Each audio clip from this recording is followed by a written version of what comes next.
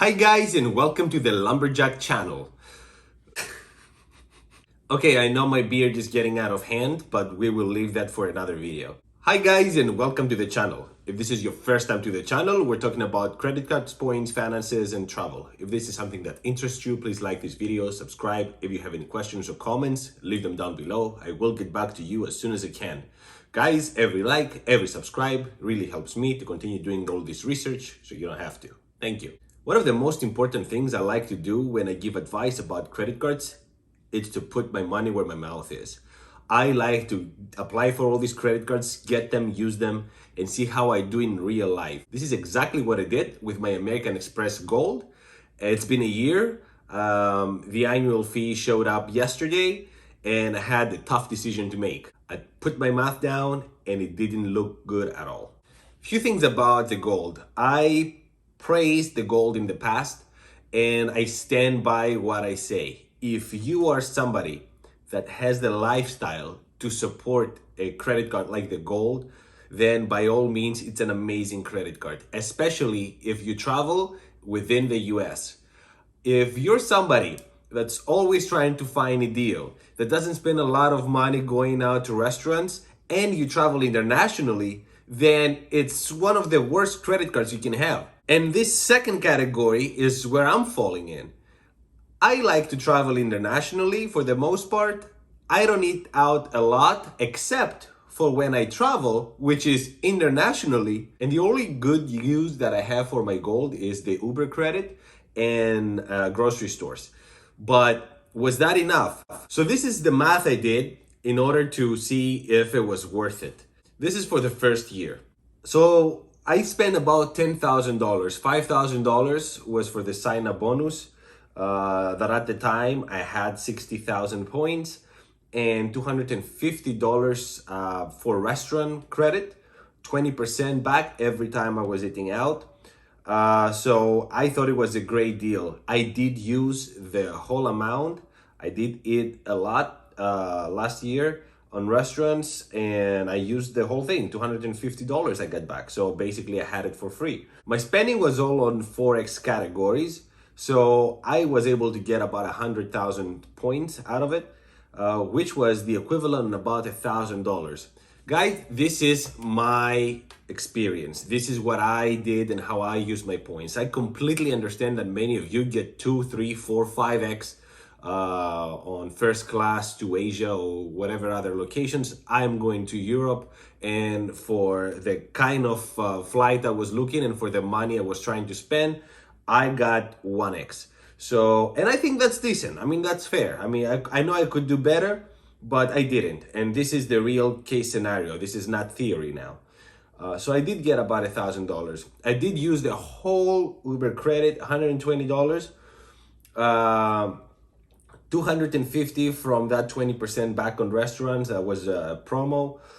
So I got about $1,370 on the first year. After I paid the $250 annual fee, I was left with $1,120, which was very good. It's about 11% return on spend. I was expecting honestly to do much better, but still 11% is not bad at all. So the problem was coming on the second year. The time to pay the annual fee came. $250 is a steep annual fee.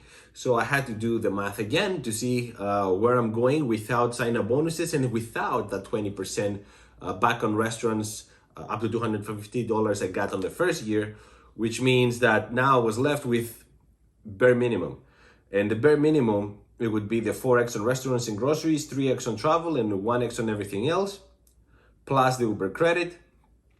But in this case, I would only spend about $5,000 on this credit card because my groceries are about $4,000, and let's say I would spend another $1,000 on restaurants throughout the year, so about 5,000.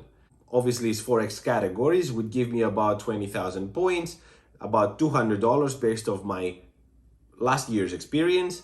120 Uber credits, so 320. After paying the annual fee, I would be left with $70 or 1.3% return. And this is a big problem for me. Yeah, I mean, what's the reason to have it? Because on top of this, this is very tricky. If I don't use the Uber credit for a month, then I'm losing it. So that 1.3% might as well be 1% or less. When you have credit cards like City Premier that give 3x on more categories, like restaurants, groceries, gas, and this is important for me because I drive a lot. I mean, I could spend about $6,000 on this credit card because that includes the gas, and at least $6,000. And the annual fee is only $95. Now, I would only get 18,000 points, which is the equivalent of about $180, but I'm left with more money here because the annual fee is lower. So I'm getting a better return on spend because of the lower annual fee, even though the gold has better multipliers.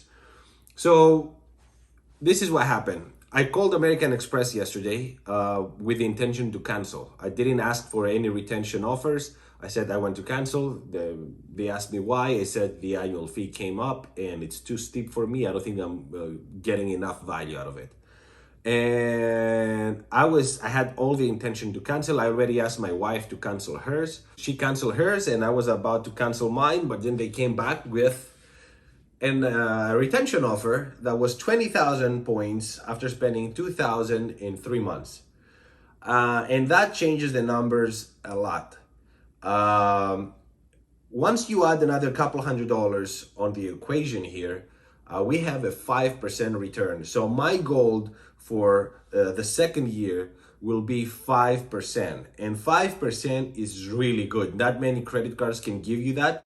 The only ones that I'm aware of is the Chase Freedom Flex and the Citi Custom Cash, which I'm still waiting for a response. I applied last week, but it was end of week, so I'm hoping that I will hear from them.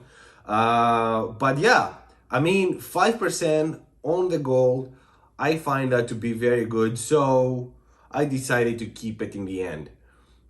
If I wasn't getting the retention offer, I was about to cancel it. And this is just for me. Keep in mind that all the comments I make are based on my real spend and not imaginary numbers.